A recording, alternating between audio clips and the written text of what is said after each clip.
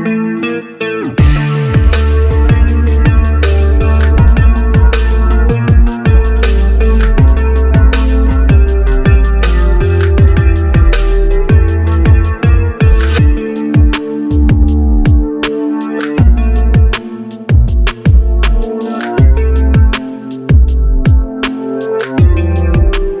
good afternoon, everybody, and thanks for joining in with us out here tonight on this Monday night down here in the shop. It's gonna be a busy week. Got a lot I want to get done this week. Got a lot of things planned that I'm really looking forward to. The first thing I want to tell you about, we're gonna be really working to get Red 67 up and running this week. We put the motor in it in the previous video, finished it up Friday night. We're gonna be trying to get it cranked and running this weekend or this week. We've already run the fuel lines, but I got to go back, put the fuel tank in it. I got a couple of odds and ends I got to finish tying up on the front end before I put the fuel tank in. We got to put a master cylinder on it, so that'll take a little bit of time. It's gonna be a busy week. Got a lot of things we want to do to finish this car and maybe send it home next weekend. So y'all come join in. Help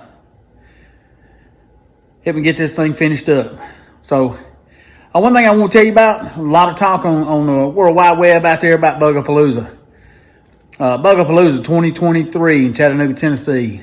Going to be a really big Volkswagen show. I want to say it's the second weekend of April, the weekend after Easter. So check it out. A lot of talk on it on Facebook, so check it out.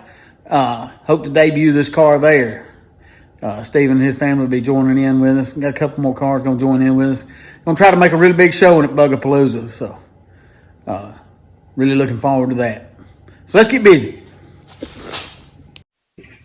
So one problem I had with this car, started trying to get the engine cranked and running, get it all worked out. One thing I noticed, the key switch was giving a little trouble. So I'm going to go ahead and change that out. I didn't want to take off down the road and try to do a test drive on this thing because it wouldn't cut off. That's the problem I was kind of having. I was afraid something happened and I wouldn't be able to just kill the power to it. So I asked Stephen to go ahead and give me a switch and I'd change it out for him. That's what we're doing. It's pretty simple.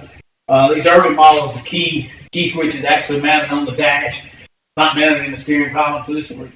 So on this latest thing, around this thing, we used a wiring harness from Rebel wiring harness. Make pretty much a universal kit, but it works in both ways really well. First time I ever installed one, I was pretty impressed with it. I really was. All right, so now you've seen I got the battery all hooked up. I've been leaving the battery loose because I had found some wiring issues and couldn't actually kill the power to the engine. We were maintaining 12 volts at the coil even after everything was shut off. So I resolved that issue last night, found some issues with the wiring, got it straightened out. So now I'm just going to do some little confirmations. We got a brand new distributor in this thing with electronic ignition. And I don't want to burn it up. So just going to do a little double checking. We're going to put power on the system and confirm we got power at the coil. Then we'll cut the switch back off and confirm that the power has been deleted. So just follow along here and show you what I'm doing. So now I'm gonna go around and turn the switch on. I'm not gonna crank the engine. Just want to turn the switch on and put power to the coil.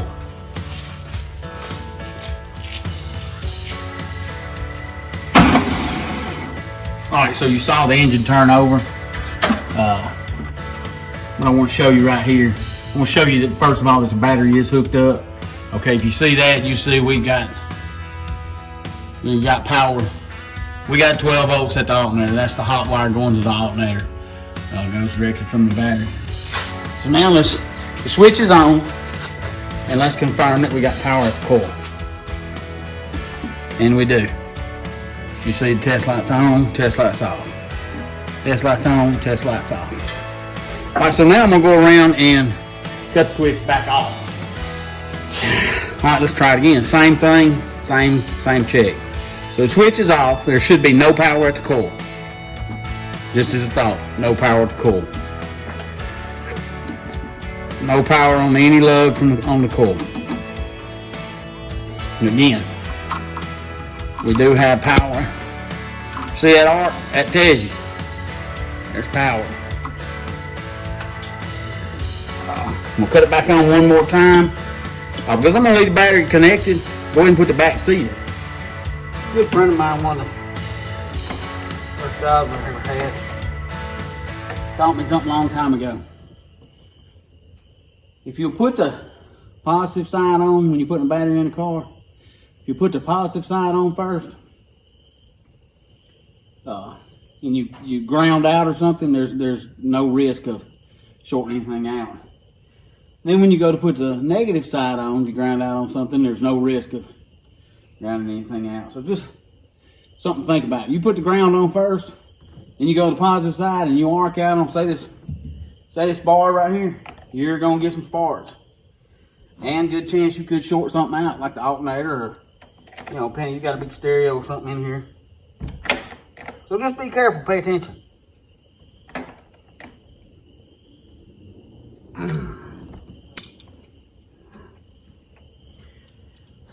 Like I say, this is not the correct battery for this car. I know that. I'm sure somebody will catch that in the comments. But I'll let Steven deal with that.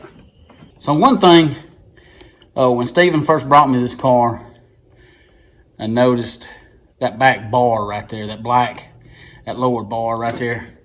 It was missing. He did not have one. It was not one with the car when he bought it. So I found that one in the junkyard and refurbished it. That holds your kick panels in and gives your back seat something to rest on. If not, it would just kind of bow in the middle. And you got to be careful. One thing that burn a lot of these cars up, people put too big of a battery in it or don't cover their back, and then somebody sits in the back seat and they get to bouncing around, and before you know it, it's arced that battery out and caused a fire. These back seats had horsehair in them, and you get a little spark back there and that horsehair is real dry, it could cause an instant fire.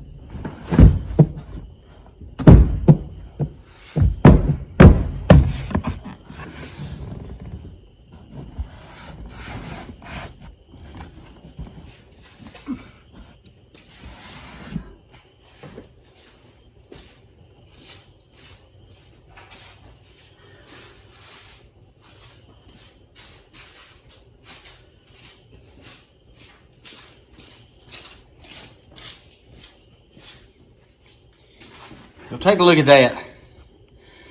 That's how it's supposed to look.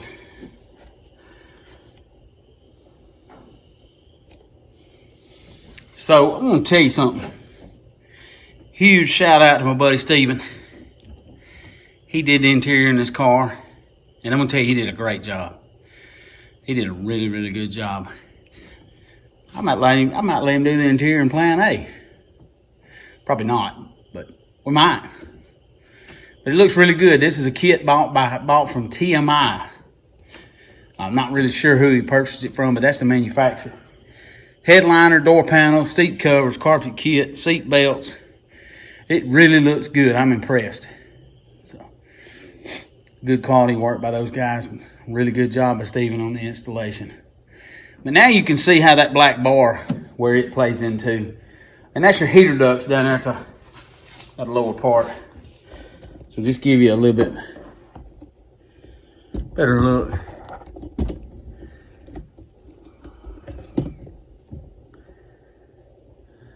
Nice matching headliner, door panels.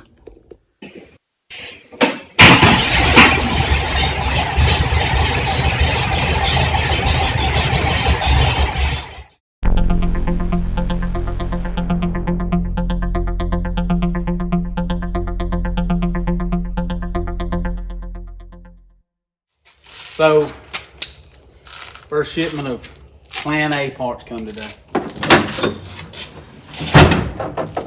Big order from CIP1. So we've already opened this brake kit. It's an empty kit. It's identical parts to what we put on Red 67. I like those. I like the quality of those parts. I like the design that's set up. So I just thought that's what I'd put on Plan A.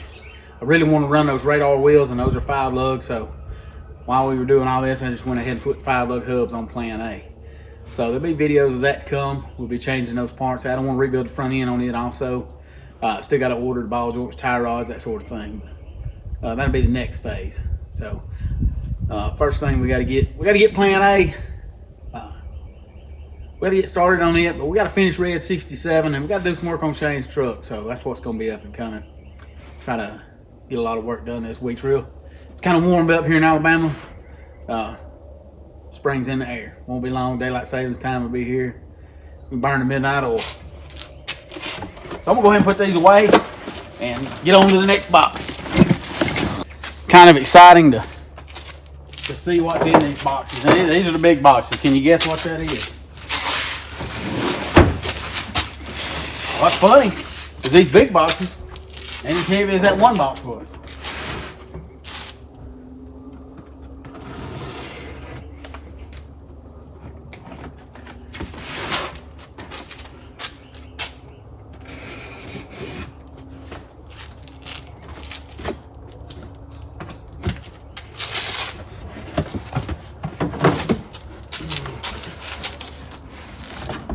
I know y'all get tired of seeing my back, so I'm trying to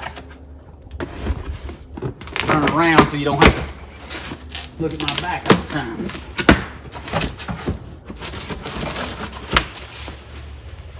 Woo-wee, that's shiny chrome right there. That's new money.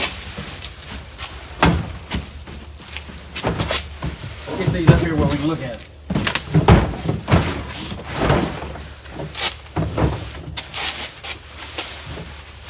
Look at that. I don't know, maybe once, maybe twice in my life have I ever had.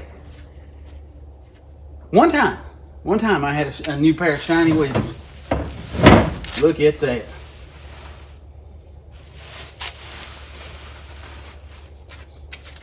That's pay dirt.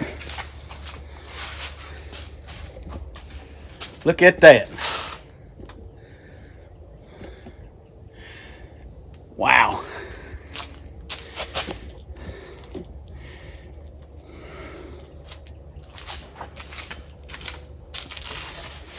That's a 17 by I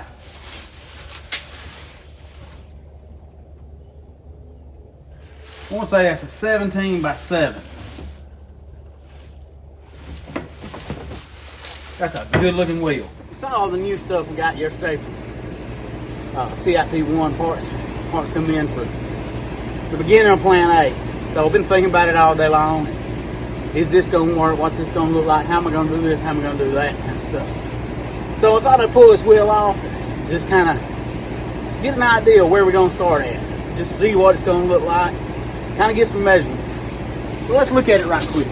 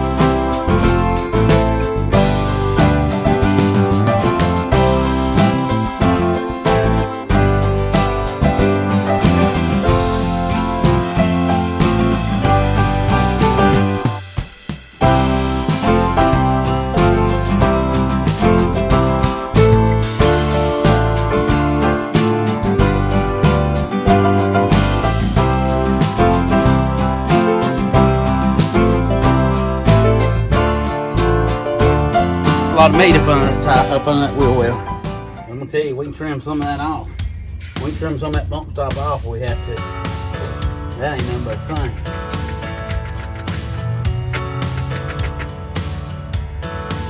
I like that.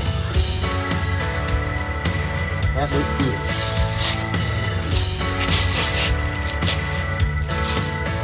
Look at it over here from a different angle. That's big wheels. And I believe that wheel adapter is gonna help us. We needed that. I can't just say it's 1/2 inch plate. I needed that 1/2 inch spacer. That is super duper cool. And if you don't get excited about new parts, you're not a true hot rodder. A good friend of mine used to say, I ordered parts way before I got the money to pay for them. I'm guilty of that too.